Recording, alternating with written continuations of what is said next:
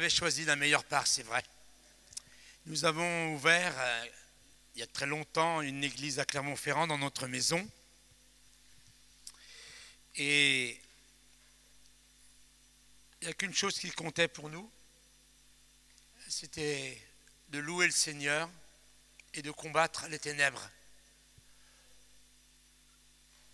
On n'était pas du tout intéressé par les horaires.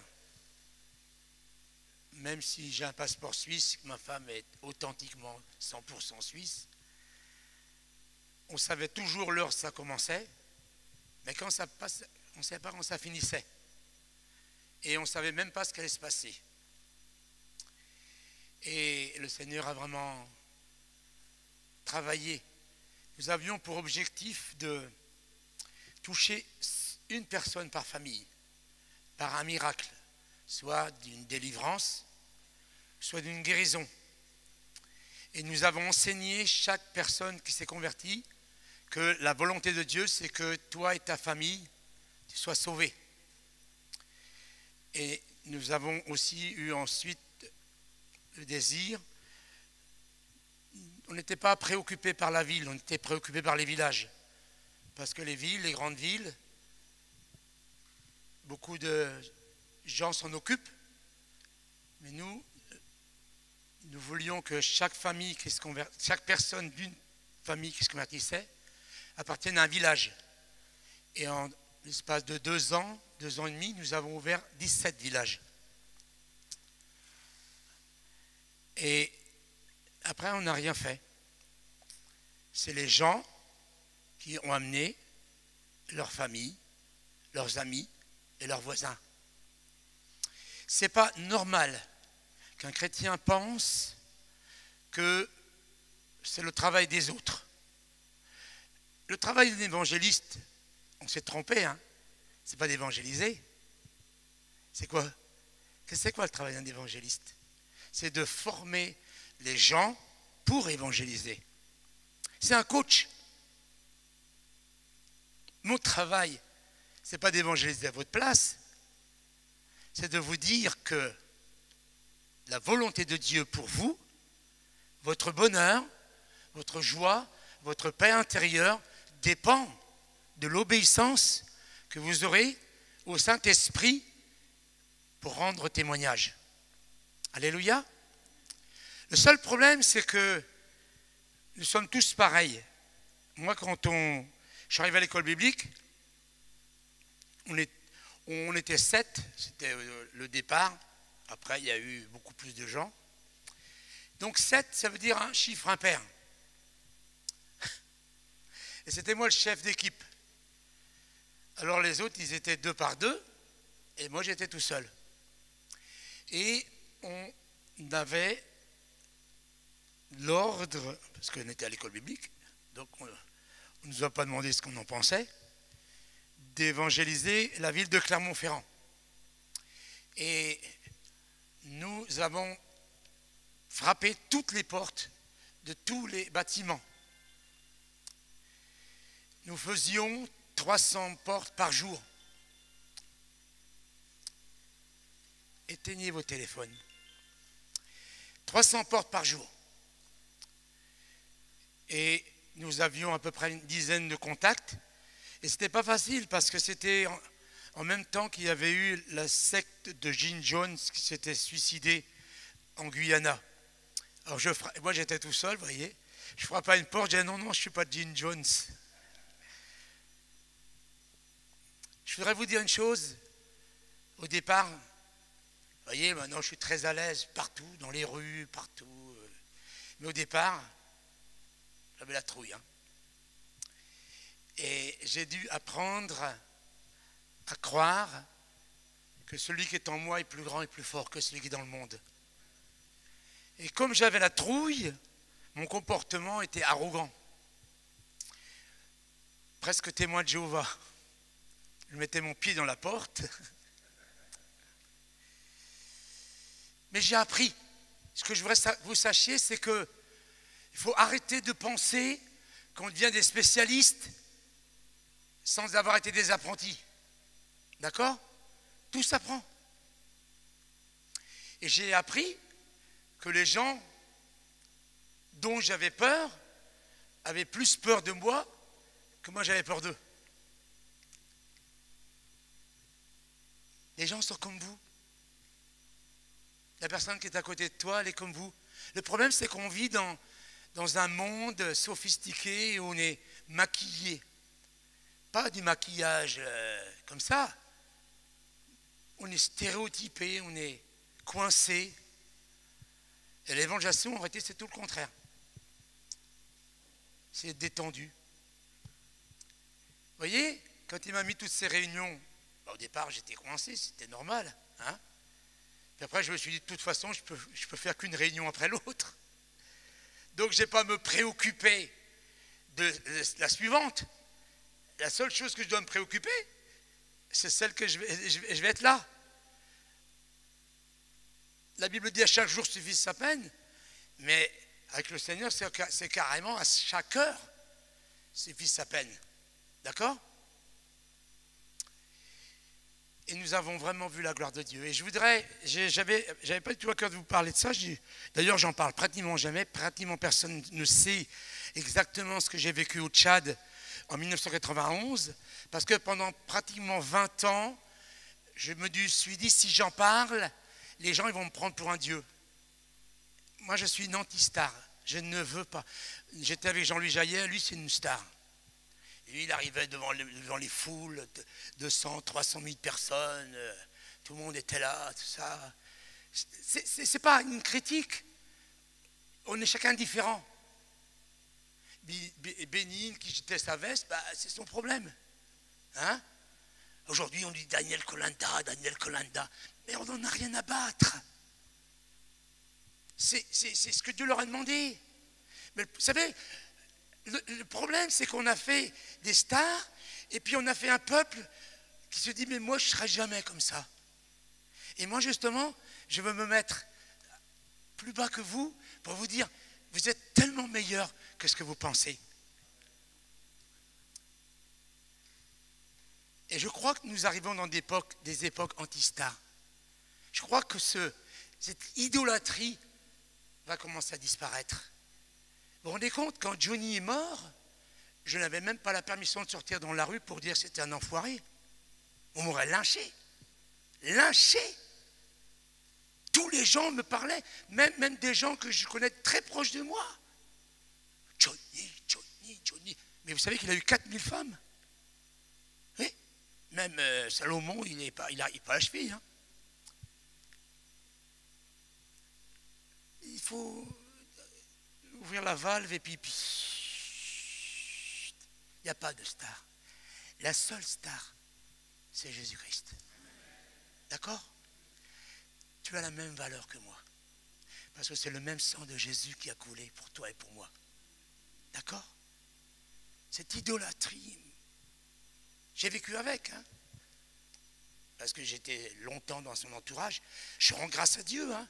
On lui a demandé l'année dernière, comme là il avait eu de guérison, il a dit, je ne sais plus si c'est 400 ou 450 000. Alléluia, hein? Pour toutes les personnes guéries, sauvées et tout ça. Mais ce n'est pas lui. Lui, il n'est que la papa mobile du Seigneur. Arrêtez de parler de la personne. Parlez de celui qui est en lui. On n'arrête pas de le chanter. Mais il faut le croire vraiment.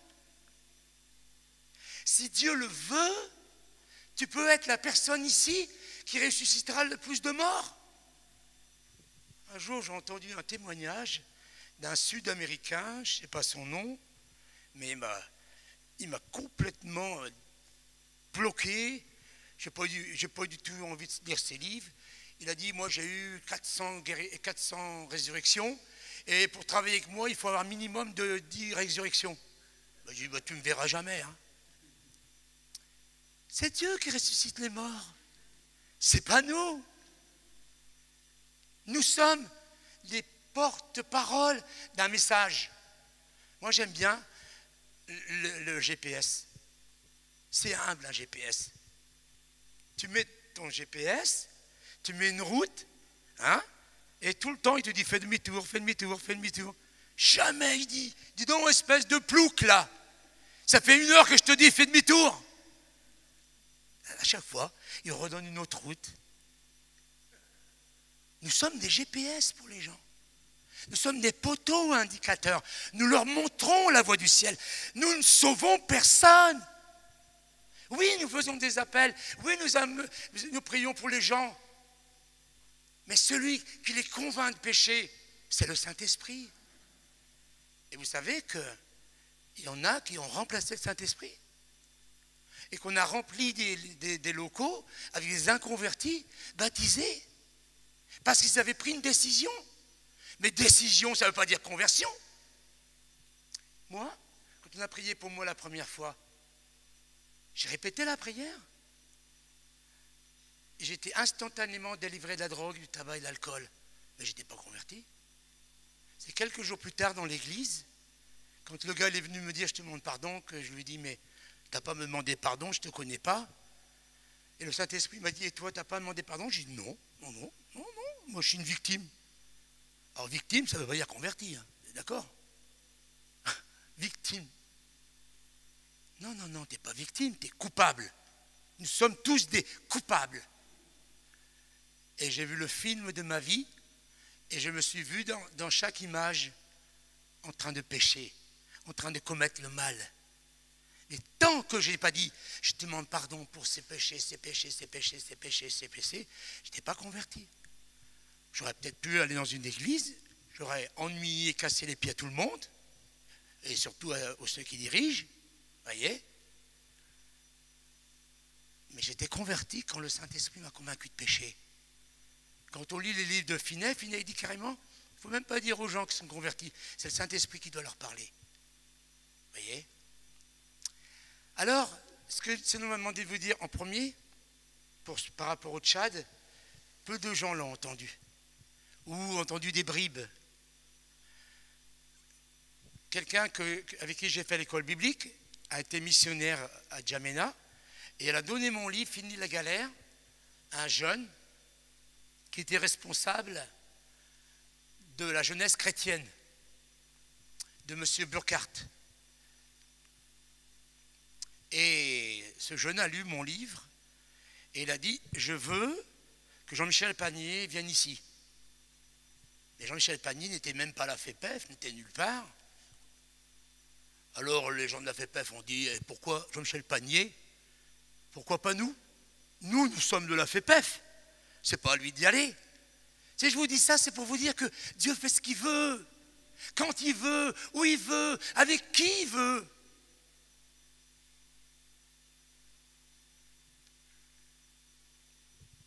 Et le Seigneur a parlé à Pierre Truchel. Il a dit oui, je veux que tu envoies. Parce que quand on m'envoie, ça veut dire qu'il faut me payer le voyage déjà. Hein. Je vais nulle part sans qu'on me paye mes voyages. Je parle des avions, je ne parle pas des voitures. Vous voyez? J'arrive au Tchad, à Djamena, ceux qui viennent m'accueillir, le peu de certitude que j'avais, je l'ai perdu. Vous avez devant vous un ancien trouillard, un ancien fuyard.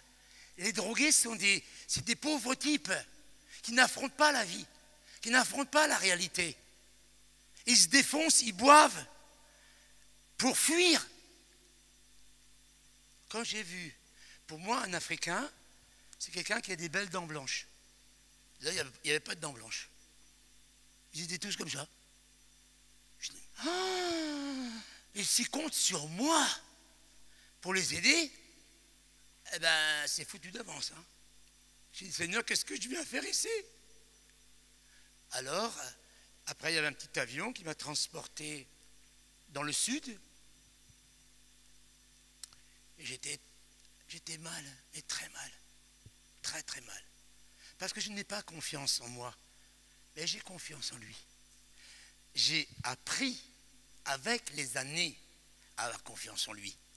J'ai appris que, quoi que je fasse, si je le laisse parler, ça ne me sert à rien d'avoir peur d'être malade et de me faire des films. Ça se passe bien. Dès que je lui dis, Seigneur, tu es le président. Pour moi, c'est facile de dire ça parce que chaque fois que je dis, tu es le président, ça veut dire, moi, je me mets derrière toi. Ils ont commencé, il y avait 800 jeunes. Et la première réunion, c'était les 800 jeunes.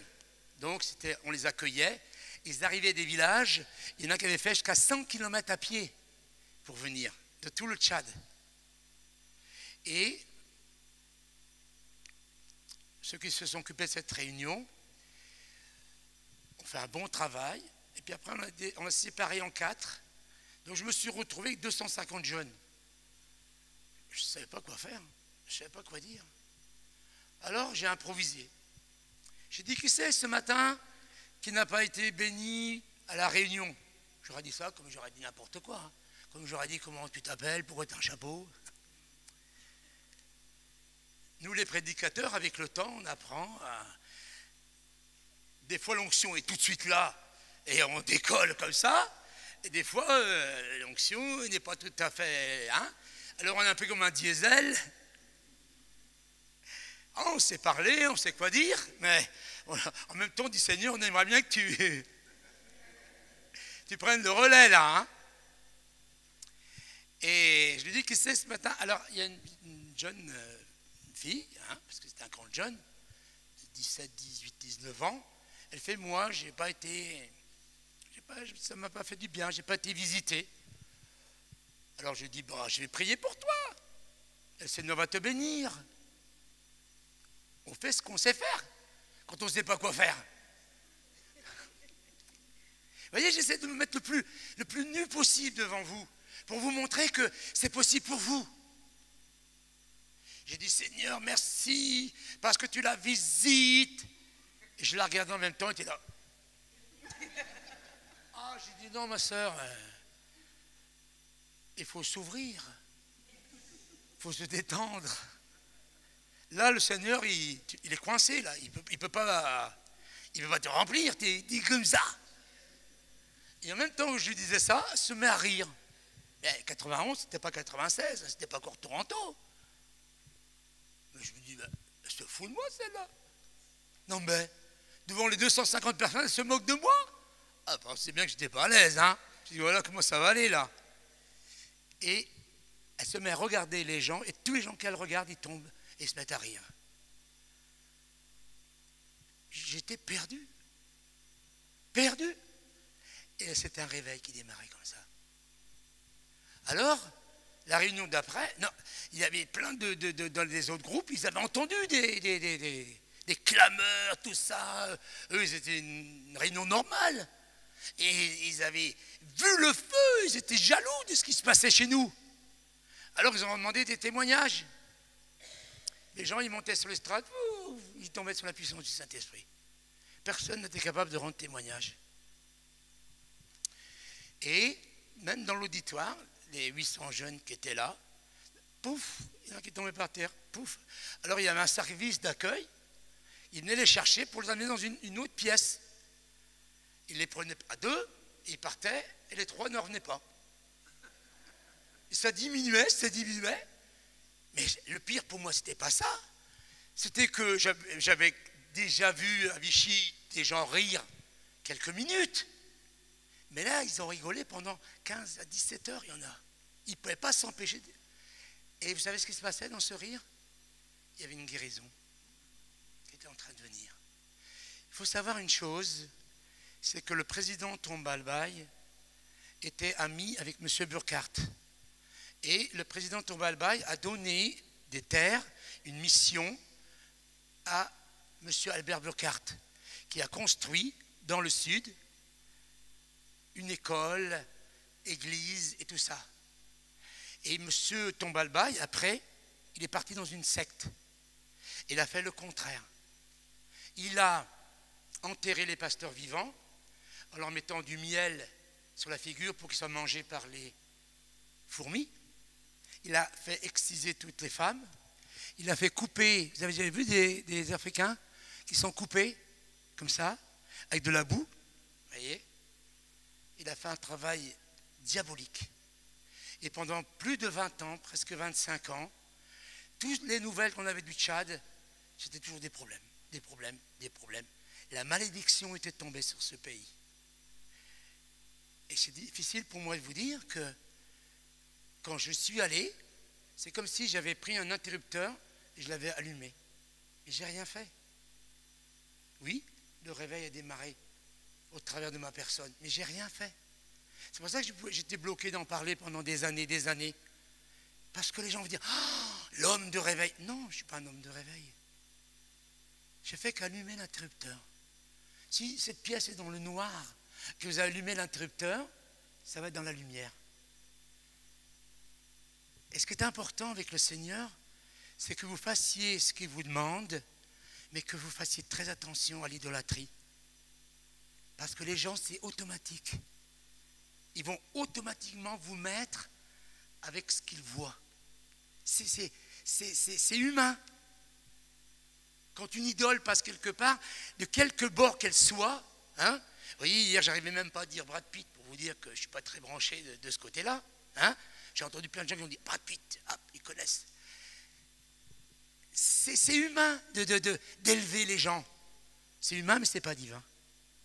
Être reconnaissant, être respectueux. Moi, je suis reconnaissant envers Jackie, je suis respectueux envers Jackie, je suis respectueux envers son fils. Je ne dirai rien qu'ils ne sont pas d'accord. Et je leur demande ce qu'ils en pensent avant. Mais, quand je les ai rencontrés, j'avais dit « Oh, mon grand Jackie !»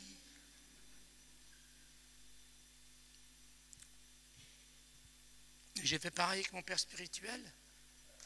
Je n'ai pas commencé à l'appeler monsieur, papa et tout ce qu'il faut. Hein. Je l'ai tutoyé comme tout le monde. Si je vois le pape demain, je le tutoierai. Si je vois le président de la République, je le tutoierai. Et s'il me dit pourquoi tu me tutoies, je dirais parce que je suis un gars du Nord et dans le Nord, on tutoie les gens. À moins que Dieu, entre-temps, me dise Jean-Mi, s'il te plaît, fais autrement. Il ne faut pas s'élever et il ne faut pas élever les autres. Vous voyez, j'honore les gens, je les aime, je leur fais des bisous, hein, je leur dis, me tutoie pas, me vous vois pas, appelle-moi Jean-Mi, tout ça. Qu'il y ait une vraie relation, une vraie famille. Parce que alors moi, je suis fatigué d'entendre chez les chrétiens deux noms. C'est famille et amis. C'est tout sauf des familles et c'est tout sauf des amis. Moi, j'ai un fils qui s'est fait poignarder, il habite encore chez moi, hein, je paye sa voiture, je paye ses factures, etc., etc., etc., etc. C'est ça, une famille. Mais une famille à qui on téléphone jamais, j'en ai des dizaines de personnes au Seigneur, je n'ai jamais même pas un coup de fil d'eux pour savoir si je vais bien, j'appelle pas ça une famille, moi. J'appelle ça des collègues, des relations. Mais des fois, on a des relations de travail qui sont plus proches que des membres de notre famille. Alors moi, ça passe pas, moi. Famille, ami, ça passe pas. Si tu me dis que tu es mon ami, tu as intérêt à être à la hauteur. Sinon, tu ne me dis pas que tu es mon ami. C'est pas toi que je cause, hein, poupée. Hein. Il faut que les mots aient une vraie valeur, une vraie signification. Si je dis j'adore les bananes, c'est pas bien. J'adore Dieu. Alléluia. Il faut remettre des vraies choses. Si vous dites à quelqu'un t'es mon ami, soyez-le. Moi, je vis depuis 45 ans avec des dons. Et j'entends des gens qui me disent « Dieu m'a dit de te donner tant par mois. » J'ai dit « Je te délie au nom de Jésus. » Heureusement que je le fais, hein, parce qu'ils ne le font pas. Si tu me dis ce que tu vas me donner, c'est que tu ne me le donneras pas. Si tu me le donnes, tu ne me le diras pas et tu me l'enverras. Je suis très difficile sur tous ces sujets-là. Oh, mon ami, tout ça. Dieu est mon ami. Il m'a dit, je ne te délaisserai jamais, je ne t'abandonnerai jamais, ne me promène pas les regards inquiets, je suis ton Dieu, je te soutiens de ta droite triomphante, de ma droite triomphante, je t'appelle par ton nom. Et il a honoré sa parole. Quand j'étais jeune chrétien, j'entendais les chrétiens dire, le Saint-Esprit est une colombe. Elle se dégage au moindre péché. Ben, j'ai répondu à tous ces gens-là, la mienne, elle a de la glu aux pattes parce qu'elle n'est jamais partie. Non, je ne te délaisserai jamais. Ça ne veut pas dire que le Saint-Esprit va se barrer à la moindre faute que tu fais. Le Saint-Esprit, il a fait sa demeure en toi. Il peut être attristé, mais il ne s'en va pas. À moins que tu lui dises, dégage. Tant que tu l'accueilles, et tu le respectes et tu gardes en toi, il n'a qu'un seul désir, c'est d'être le président. Et quand on est serviteur de Dieu, on est obligé de le laisser président. Parce qu'on ne sait pas ce qu'il veut faire. Parce que si on fait autre chose que ce qu'il veut faire, ça ne marche pas. Quand il parlait, Jackie, tout à l'heure, qu'une église peut s'éteindre, c'est pas difficile d'éteindre une église. Enlever la présidence au Saint-Esprit. Parce que c'est lui qui a dit, le Seigneur qui a dit, je bâtirai mon église. Jésus-Christ a dit, je bâtirai mon église. Donc, alléluia, il fait ce qu'il veut. Nous préparons des choses. Puis moi, vous voyez, quand j'écris dans mes mains, c'est que Dieu me dit, hop, hop, hop, hop, j'ai autre chose à dire. Peu importe que ça plaise ou ça ne plaise pas. Moi, je veux faire ce qu'il me demande. Je ne suis pas là pour plaire aux hommes. Comme dit Paul, si je plaisais encore aux hommes, je ne serais pas serviteur de Jésus-Christ. Donc, ce qui s'est passé dans ce groupe de jeunes, c'est qu'à la fin de la semaine, les jeunes sont rentrés dans leur village. Et en réalité, vous allez voir que le réveil, il n'a fait que commencer. C'est pas là qu'il est vraiment le réveil. Vous allez voir comment on reconnaît un réveil. Ils sont rentrés dans leur village et ils ont dit, à Bethsada, on a vu le Seigneur. Et les pasteurs, les anciens, tous les gens, ils ont voulu être curieux, d'une bonne curiosité, et voir ce qui se passait. Et ils sont venus. Et là, on a commencé une deuxième semaine. Et le Saint-Esprit est descendu. Alors là, j'ai vu des choses que je n'ai jamais vues nulle part, ni entendues nulle part. J'ai vu les pasteurs monter sur les estrades, dire, j'ai 2 femmes, j'ai des gris-gris, et tatata, et tatata, et tatata. J'étais choqué. J'avais envie de presque leur dire, non, restez à votre place, restez à votre place. Ils disaient, non, laissez-moi passer. Il faut que je me confesse. Il faut que je dise, l'Esprit de Dieu est descendu sur moi. Il m'a convaincu de péché. J'ai jamais vu ça, ni avant, ni après. J'étais malheureux pour eux. Je sais pourquoi ils le disent publiquement. Parce qu'ils étaient poussés par l'Esprit de Dieu. Et là, tous ceux qui avaient des gris-gris, tous ceux qui avaient des femmes, les démons se sont manifestés, ils les ont quittés. Et après, le réveil s'est enflammé partout. Et après, j'étais invité. Ah, bien sûr, ils m'invitaient dans tous les villages pour dire ce que j'avais vu à Bethsada. Je n'étais pas très à l'aise, mais je n'aime pas parler de quelque chose qui s'est passé ailleurs. Et j'y suis allé. Je rentrais dans une église, dès qu'on me donnait la parole, il se faisait dire, Saint-Esprit, sois le président, fais ton œuvre. J'entendais le vent. Il rentrait dans l'église, tout le monde était par terre. Mais il ne restait pas seulement dans l'église, tout le village était par terre. Tous les villages tombaient sous la puissance du Saint-Esprit. Et vous savez ce qui est le plus beau? Les villages musulmans. Dieu a visité tous les gens partout. Et si je vous dis ça, c'est pour dire que si vous cherchez sa face, si vous travaillez avec lui, il est capable de faire des choses que vous ne pouvez pas même imaginer ou penser. Alléluia. C'est extraordinaire ce qui s'est passé. Pierre Touchel m'avait demandé d'en parler à la pastorale à Mulhouse. J'étais gêné, j'étais coincé, j'avais l'impression que je n'avais pas le droit d'ouvrir la bouche pour parler de la gloire de Dieu. C'était tellement grand, tellement fort, tellement puissant. Qui étais-je pour dire la puissance de Dieu? Alléluia. Et une des choses plusieurs choses étaient belles, je vais vous les raconter. Une des choses qui était belle, c'était qu'il y avait le chef du village. Il était allongé sur sa natte, dans une petite cabane. Il m'a fait venir, il m'a dit, faites venir l'homme de Dieu. Et il m'a dit, Dieu m'a dit qu'un réveil viendrait avant que je meure. Ça m'a fait beaucoup de bien. Que Dieu lui avait parlé de ce qui allait se passer. D'accord? Ce qui a été très difficile, c'est que même dans les orphelinats de Jean-Pierre Burkhardt, et si vous le demandez à Jean-Pierre Burkhardt, il sera obligé de le témoigner, puisque c'est vrai, il l'a vu. Je ne pouvais même pas prier pour les enfants, parce que les enfants de cet orphelinat avaient été enlevés parce que leur mère était morte en couche. Et en étant morte en couche, dans cette culture, ils accusaient la mère, non, l'enfant d'être le meurtrier. Donc il y avait une malédiction sur les enfants. Dès que j'ai commencé à prier pour 4 ou 5, les démons se manifestaient partout.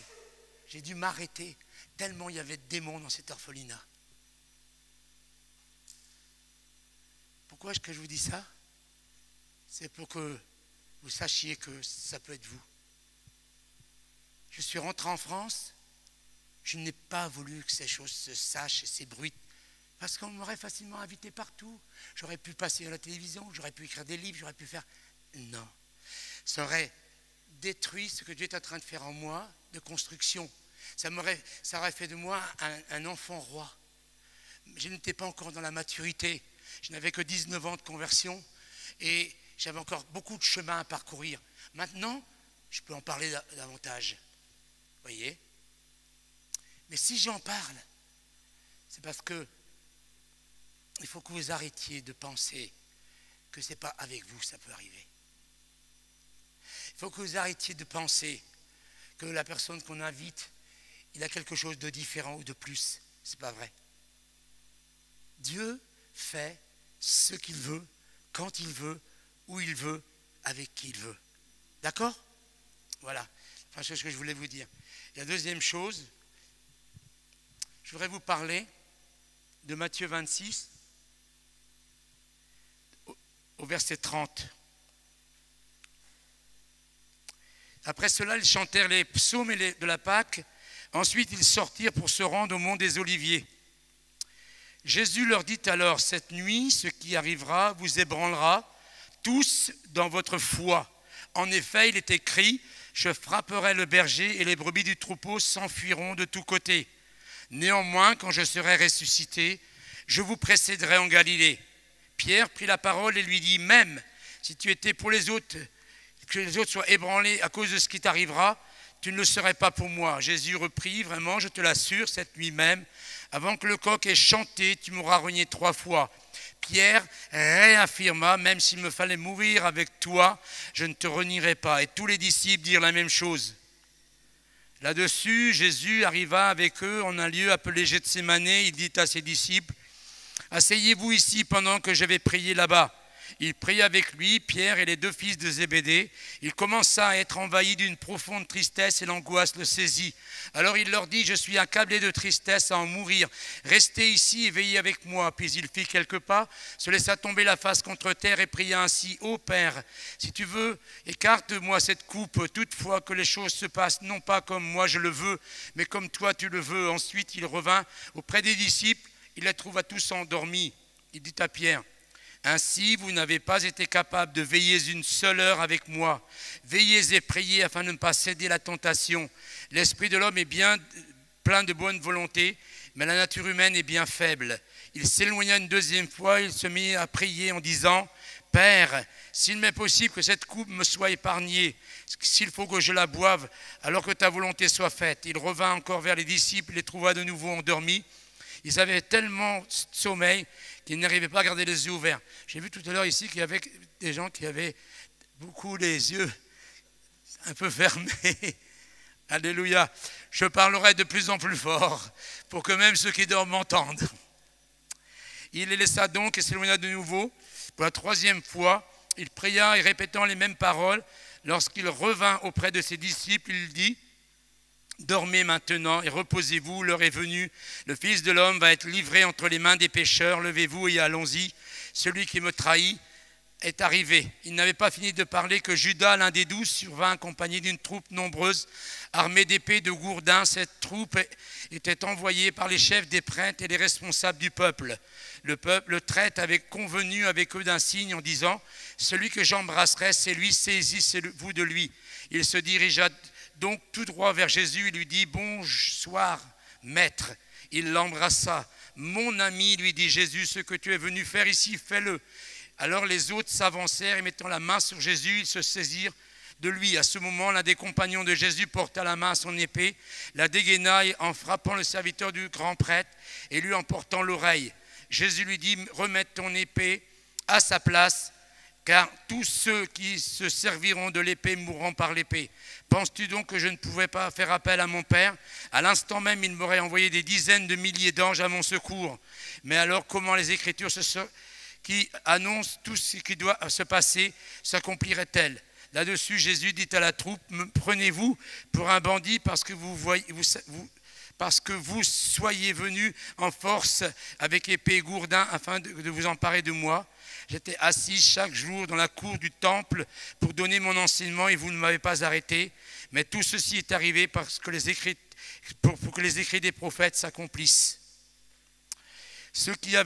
Alors tous les disciples abandonnèrent et prirent la fuite. On peut arrêter là parce que c'est la même chose. Écoutez bien, quand nous disons autre chose que la parole de Dieu, nous pensons que ce n'est pas grave, alors que c'est très grave. Ça s'appelle faux prophète. Nous sommes des chrétiens. Nous sommes des témoins. Nous sommes la lumière du monde.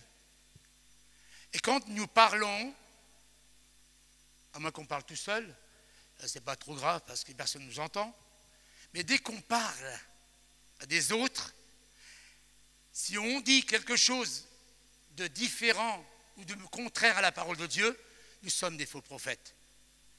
Toutes les sectes sont nées à partir du moment où une personne a commencé à dire quelque chose que Dieu ne disait pas. J'entends des chrétiens qui parlent du pré-adamique. Mon père spirituel nous a bien enseigné, il nous a dit, ce que Dieu parle beaucoup, parlez-en beaucoup, il parle beaucoup d'argent. Ce que Dieu parle peu, parlez-en peu. Et ce que Dieu ne parle pas, ne parlez-en pas. Je suis étonné de voir des chrétiens qui ont des galons spirituels, qui sont des autorités spirituelles, parler des choses pré-adamiques. Les fils des anges qui couchent avec les hommes, tout ça. Les fils des hommes, s'il vous plaît. Éliminez de votre vocabulaire et effacez de votre disque dur tout ce qui n'est pas l'assurance d'être la parole de Dieu.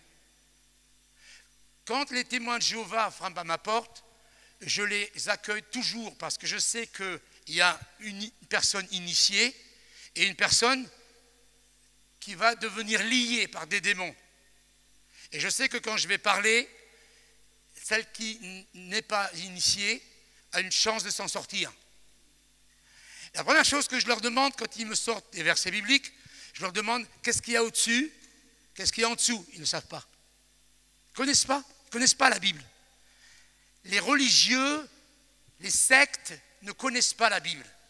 Ils connaissent que les écrits de leur gourou. Et quand Jésus à Gethsémani a été attaqué par le diable, il a dit, il est écrit, vous êtes d'accord? Mais le diable lui a dit, il est aussi écrit. La vérité dans la bouche du diable est un mensonge.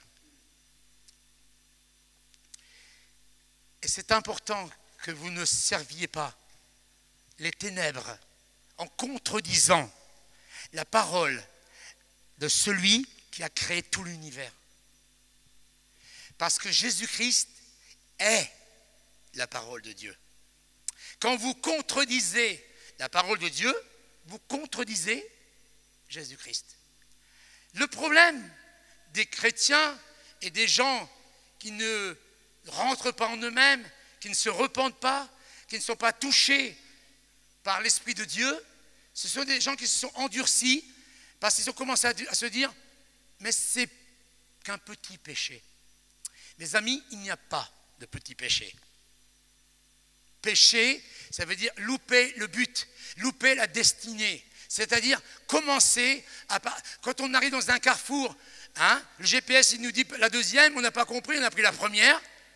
Là, je l'ai vu avec mon frère, le pasteur. On a fait 2 fois le tour du quartier, samedi soir. Là, j'ai vu aussi que c'était des gens paisibles, ils ont pas rouspété. Et parce que dans la rue où on était passé, qui n'était pas la bonne, il y avait un camion de DF ou je ne sais pas quoi qui prenait toute la route. Et on est retombé sur le camion 5 minutes plus tard. Ça, c'est pas grave. Mais c'est grave quand nous ne nous corrigeons pas. Il a pris la bonne route et nous a amenés à bon port, là où nous habitons. C'est pas se reprendre pour se culpabiliser, pour se frapper. C'est pour être certain que l'Esprit de Dieu et la parole de Dieu nous conduit dans la vérité. Et ce que Jésus va faire à Pierre, ce n'est pas pour l'humilier. Même si Pierre a pleuré amèrement, il a été profondément humilié. Mais comme des parents disent à leur petit gamin, tu sais, je te connais, ça te passera avant que ça me reprenne. On sait ce que... ils ont 5 ans, 6 ans, ils se prennent pour je ne sais pas qui. On sait très bien que les choses vont changer. Notre Père sait qui nous sommes. Et quand il nous reprend, ça veut dire qu'il nous corrige. Moi, j'étais un enfant battu. Dans ma tête, à moi, corriger, ça voulait dire massacrer. Parce que dès qu'on me disait, je vais te corriger, c'était un coup de pied, un coup de poing. Donc, mon beau-frère, un jour, m'a dit, mais Jean-Mi, la fusée à Kourou est corrigée pour aller dans sa trajectoire et pour faire le travail de déposer le satellite. Si sa trajectoire est déviée à la base de quelques centimètres, dans le ciel c'est quelques kilomètres, et le satellite sera déposé à un endroit qui n'est pas bon. Et quand vous travaillez pour des puissances, et vous déposez le satellite là où ils ne veulent pas le déposer, ben, comptez pas sur eux pour qu'ils vous redemandent de déposer des satellites. Donc, le Seigneur se doit publiquement de le reprendre. Le Seigneur, c'est la parole de Dieu. Il cite en plus l'Ancien Testament. Il est dit dans Zacharie 7,13 ou 13,7, l'un ou l'autre. Il est dit dans Zacharie 13,7, je frapperai le berger et les brebis du troupeau seront dispersées. Amen. Il faut dire Amen. Tout ce que tu y rajoutes vient du malin. Et nous, on passe trop de temps à rajouter. L'évangélisation, c'est dire et faire ce que Dieu demande de dire et de faire. Si Dieu te demande, voyez, vous savez comment je me suis converti? Par des gens qui m'ont dit, quand j'étais en Inde, un jour je reviens en France parce que je voulais pas revenir. Donc j'étais obligé de revenir parce qu'ils m'ont laissé, j'ai eu 4 passeports, mais après ils m'ont donné un laissez-passer. Si un jour je rentre en France, la première chose que je fais, je mange du camembert. Les chrétiens qui me montent en stop, ils disent, si tu viens à la maison, on a du camembert. J'ai jamais entendu des Suisses, ni avant ni après, proposer du camembert à un clodo. Le seul mot que je devais entendre, c'était camembert. Ils m'auraient dit Jésus, je leur aurais dit, allez vous faire... J'étais un rebelle et ça ne m'intéressait pas. Pour moi, il y avait un Dieu, mais comme j'arrivais des Indes, il y avait Bouddha, Krishna, Mahomet, tout ça, c'était tout mélangé dans ma tête. En plus, j'étais plein de démons. Le seul mot, c'était camembert. Et qui m'amène chez eux pour manger. Alors, n'en rajoutez pas. Si Dieu te demande simplement de prendre quelqu'un, de lui faire des bisous, prends-le et fais-lui des bisous. Moi, régulièrement, je dis à tout le monde, Dieu, God bless you, Dieu vous aime, Dieu vous bénisse, des choses comme ça, mais pas trop. Parce que les gens ont une idée fausse du christianisme. Quand vous dites chrétien, eux, ils pensent témoin de Jéhovah. Il faut que vous les aimiez plus que votre envie de les baratiner. Vous avez entendu? Je répète. Il faut que vous aimiez les gens plus que votre envie de les baratiner. Ils ont besoin de votre amour, de vos prières. Et c'est exactement ce qu'ils m'ont apporté. Et quand j'ai eu mangé, ils m'ont dit, on aimerait te parler. Je me suis dit, bon, je sais, ça fait partie du prix du repas. J'ai dit, je vais les écouter, ça va rentrer là, ça va sortir là, je m'en vais. Ils ont prié pour moi, j'étais instantanément délivré de la drogue. Je me suis dit, c'est des grands sorciers. Ah, j'ai pas dit des chrétiens, parce que pour moi, les chrétiens, c'était des ploucs. J'avais été voir le curé avant de partir en Inde, j'avais dit, je voudrais une Bible. Il m'a dit, une Bible. Je me suis dit, ça doit être un monument qu'il faut porter avec des chars et des chevaux. Alors pour moi, les chrétiens, c'était tout sauf la vérité. Ça ne m'intéressait pas. En plus, on m'avait forcé le catéchisme à coups de pied dans le derrière. Et je devais lire des livres de cow-boys dans mon missel pour qu'on me fiche la paix. J'étais réfractaire à toute religion. Mais le mot camembert, d'ailleurs, demandez à mon frère, qu'est-ce que je lui ai demandé hier soir? J'ai dit dans le frigo, il n'y a pas de camembert. Vous savez, dans tous les pays où je passe, ils m'honorent tous avec du camembert. Ah oui. Alors il y en a un qui m'a dit, ouais, mais c'est parce qu'il y a le mot cam dedans.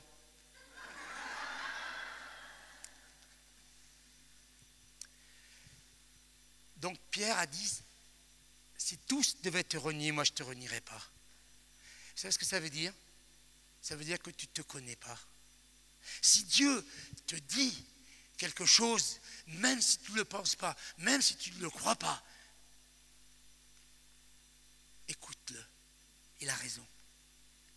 Et Pierre est l'image typique d'un fonceur qui se prend pour quelqu'un qui ne l'est pas.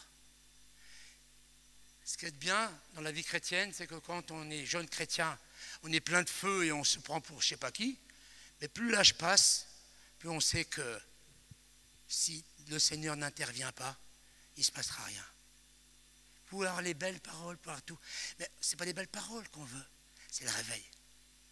Moi, il n'y a que ça qui m'intéresse. Depuis que j'ai vu le feu de Dieu au Tchad, je me suis dit, je le veux dans le monde entier. Dans le monde entier. Pourquoi ça se passerait là, ça ne se passerait pas là? Bien sûr, il y a des époques différentes parce que les gens se sont préparés différemment. Mais la seule chose que je veux, c'est ne pas être un obstacle au réveil. Vous avez entendu? Répétez-le après moi. Je ne veux pas être un obstacle au réveil que Dieu va faire. Voilà. Et là, il lui dit, mais tu verras. Tu vas voir, tu vas. Et l'autre, il continue, il redit la même chose. Bien sûr, il est vexé, il est devant tous ses copains. Hein. C'est le petit macho devant tous les autres, chef de bande. Hein. Et Jésus lui dit qu'il va le renier. Il est super vexé, le mec. Hein. Et il répète, non. Et c'est pour ça qu'il a dormi. Et c'est pour ça qu'on ne prie pas. Dis-moi le nombre d'heures que tu pries dans les 24 heures et je te dirai si tu connais ta nature ou pas. Si tu pries 5 minutes, tu crois que tu as une bonne nature. Et ta nature, le Satan, il va s'en emparer pour te bousiller ta vie. Pourquoi est-ce que Jean-Michel Panier prie beaucoup? Pourquoi est-ce qu'il jeûne beaucoup? Vous voyez, j'étais heureux d'apprendre qu'il fallait jeûner. Je commençais hier. Pourquoi? Parce que j'aime jeûner? Parce que je suis macho? Parce que j'aime dormir 4 heures par nuit? Mais vous rigolez? Je n'ai aucune confiance dans ma nature. Aucune. Aucune. Zéro pointé. Et j'ai compris qu'il fallait la crucifier par l'obéissance. Jésus est en train de dire à Pierre, d'une manière que s'il ne crucifie pas sa chair, elle lui jouera des tours. Et ça n'a pas duré longtemps. Hein. Il a dormi. C'est normal, puisqu'il a confiance en lui. Un jour, moi j'ai dit, j'ai confiance en personne. Il m'a dit, oh, tu oses dire des choses comme ça? Et en toi? Non, même pas en moi. Je n'ai aucune confiance en moi. Aucune. Je n'ai confiance que dans la personne qui habite en moi. C'est pourquoi je veux qu'il ait 100% de place. Il faut qu'il croisse et que je diminue. Tous ceux qui dormaient avaient mis leur confiance dans leur nature humaine. Ce n'est pas une question. Alors, vous savez ce que les gens nous disent? Mais toi, tu es un homme de prière. Toi, tu es appelé à prier beaucoup. Quand je travaillais à 5 heures du matin, pour porter des cochons, je me levais à 2h30 du matin. Vous croyez que j'avais envie de me lever à 2h30 du matin, vous? Allez, arrêtez de rêver. Je savais que j'allais dans un monde hostile. Tous ces gens qui travaillent dans les boucheries, les charcuteries, qui portent des poids très forts, ils vont chez des rebouteux et des gens comme ça. Ils sont liés par des démons. Et je savais que si je n'étais pas rempli du Saint-Esprit, j'étais capable de leur mettre mon poing dans la figure. Ah ben oui, je suis terrible, vous savez. Hein. Moi, je me disais non-violent, ça n'existe pas le non-violent. Ça n'existe pas du tout. Le non-violent, c'est celui qui crucifie sa chair. Mais ta chair, elle n'est pas non-violente. Prends un enregistreur avec des piles pour 24 heures. Mets-le dans ta poche et pendant 24 heures et laisse-le parler. Et après, remets-le et écoute ce que tu as dit. Tu vas voir si tu es non-violent. Tu n'es pas non-violent du tout. Hein. Le non-violent, c'est celui qui habite en nous. L'homme de paix. Donc, tout ce qui arrive à Pierre dans cette histoire, c'est pour son bien. C'est pour qu'il y ait une prise de conscience. Vous n'avez pas besoin d'une religion, vous avez besoin d'une transformation. Vous avez besoin d'une métamorphose. Pourquoi est-ce que l'Église à 99% reste des bébés? Vous voulez faire partie de ces 99% ou vous voulez faire partie de ceux qui veulent devenir des adultes? Mais à la place de dormir, ah mais moi j'ai pas le temps. Hein. Écoute, tu peux raccourcir ton temps de manger, tu peux raccourcir ton temps de dormir, tu peux raccourcir ton temps de télé, tu peux raccourcir ton temps de blablabla. Hein? Tu vas voir que au début, tu vas te trouver qu'un petit quart d'heure, mais 1 an ou 2 après, tu vas dire « Ah, tout le temps que j'ai perdu inutilement à faire, à dire des choses qui n'ont rien changé, ni chez moi, ni chez les autres. Parce que si ça changeait quelque chose, mais ça ne change rien. » Mais moi, j'en écoute des gens. Ils sont intelligents, ils peuvent vous prendre sur n'importe quel sujet. Mais franchement, je préfère prier en langue. Ils peuvent parler 1 heure, 2 heures, 3 heures, 4 heures, 5 heures, et ils vous sortent des choses très intelligentes. Mais j'en ai rien à faire. Mais rien. Il n'y a qu'une chose qui m'intéresse, c'est la présence de Dieu. Parlez-moi de Dieu et on sera copains. Parlez-moi d'un film. Ou ah si, entendre parler que ma femme me l'a lu ce matin sur Internet. 3 jeunes qui sont morts dans une barque en coulant. Que ceux qui vont chercher les gamins en Thaïlande, un secouriste est mort. Oui, ça me fait quelque chose. Vous voyez?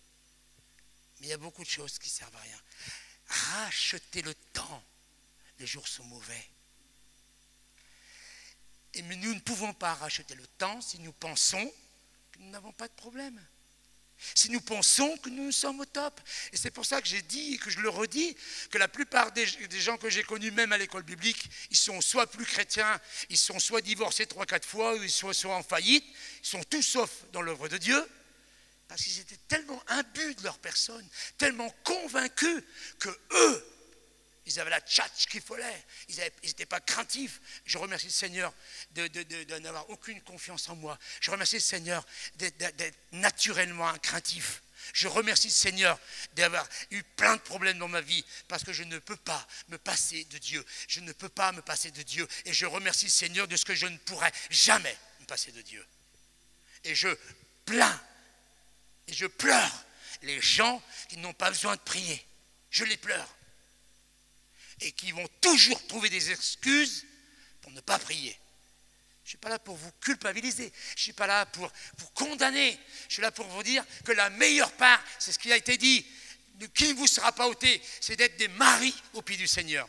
Il n'a pas accusé Marthe, il n'a pas dit, mais qu'est-ce que tu fais? t'as vu, t'es toute stressée, toute énervée là. Viens avec nous là. Il l'a laissé faire. Il a dit simplement, Marie a choisi la bonne part. Prenez du temps.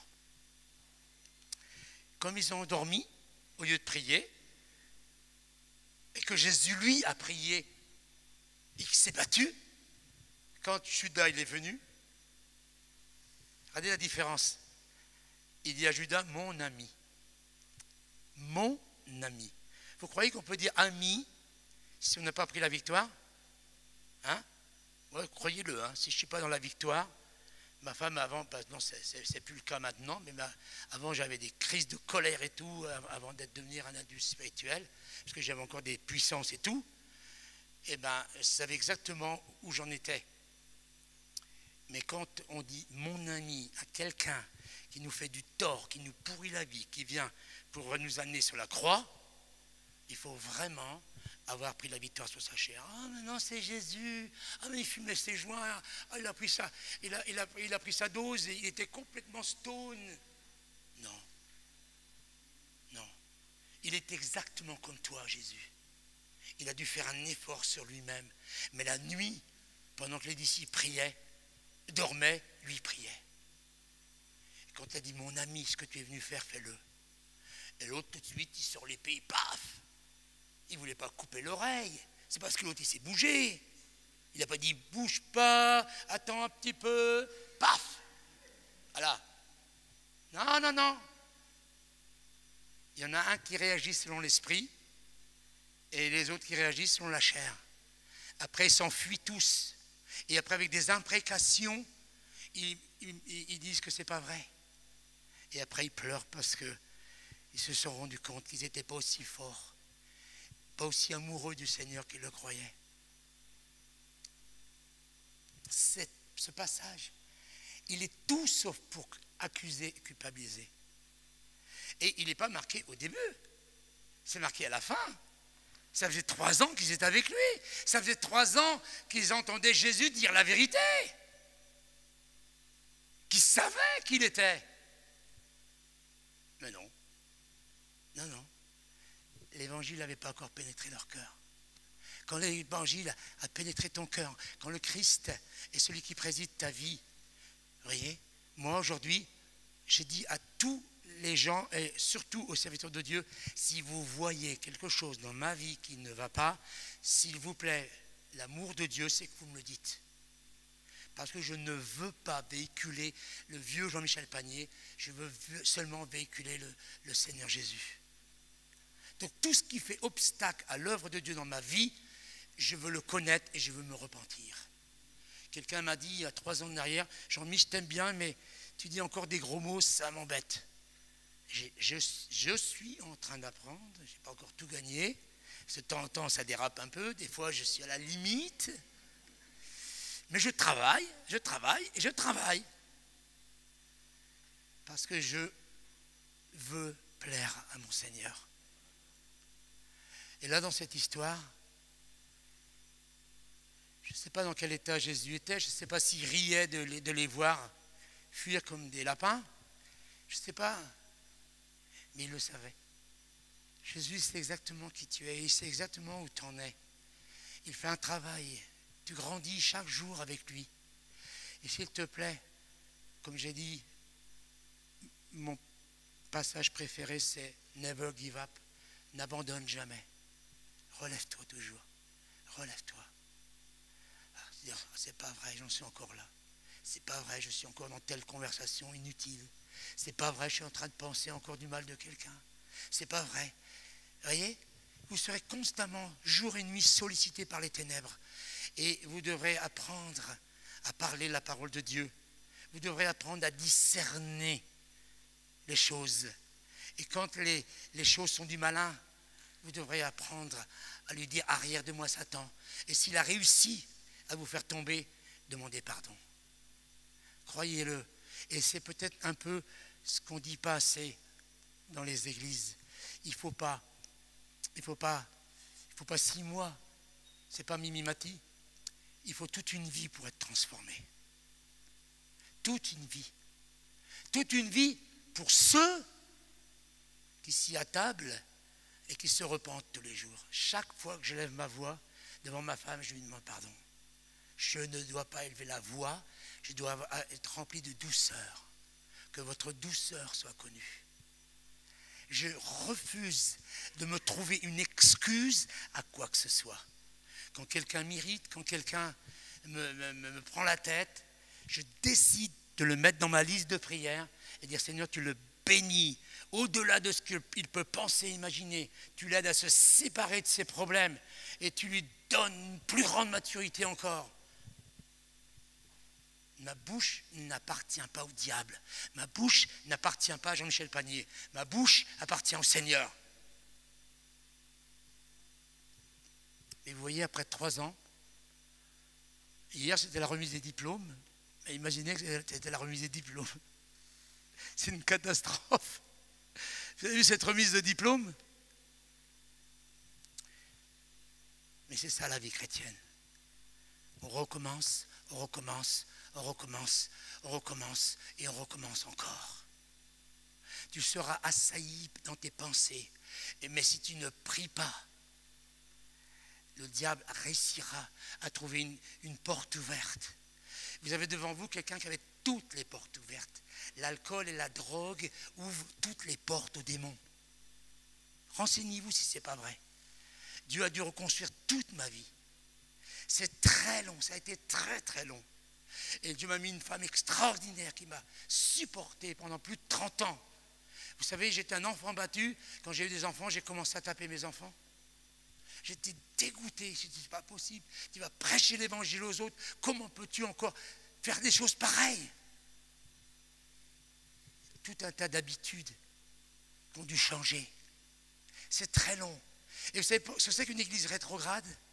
C'est une église qui est remplie de personnes qui ont abandonné.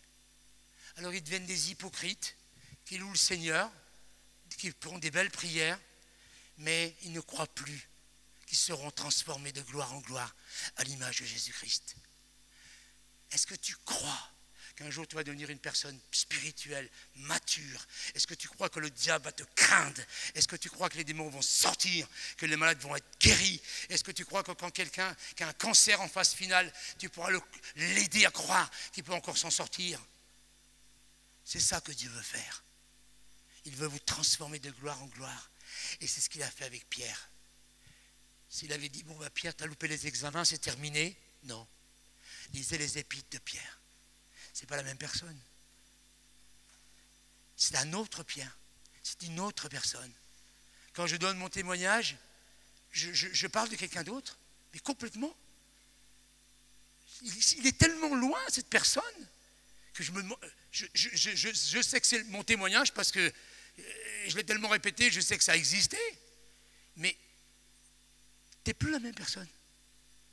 Tu vois? Mais si tu ne fais pas d'effort, si tu dis moi, il me faut mes 10 heures de sommeil par nuit. Moi, il me faut mes 4 repas ou 3 par jour. Moi, je ne peux pas faire ça, moi, je ne peux pas faire ça. Tu t'en sortiras pas. Tu ne t'en sortiras pas. Tu seras un chrétien charnel. Si tu es heureux d'être un chrétien charnel, c'est ton problème. Moi, je ne supporte pas le péché que je véhicule. Je suis né pour te faire des bisous. Et si jamais je te fais le contraire, je suis le plus malheureux des hommes. Je suis... Samedi au cours, j'ai pris quelqu'un en exemple. J'ai pris la mauvaise personne. Une personne qui était malheureux, Alicia, je crois. Et je lui ai dit, toi, cette façon de prier n'est pas bonne, ça l'a complètement démoli. C'était pas du tout ce que je voulais dire. Mais j'aurais dû prendre une personne plus forte. Soit pas... Je suis tombé sur une personne qui a encore des frustrations et des blessures. Ben, je m'en suis voulu. Et hier, au culte, tout le temps, je disais, ma poulette, ça va, tu te remets. Attention, ne me manipulez pas quand même. Hein. Mais venez avoir un câlin. Il n'y a pas de problème. Nous avons été créés pour bénir. Nous avons été créés pour construire. Nous avons été créés pour aimer, pour aider. Que le Seigneur vous bénisse.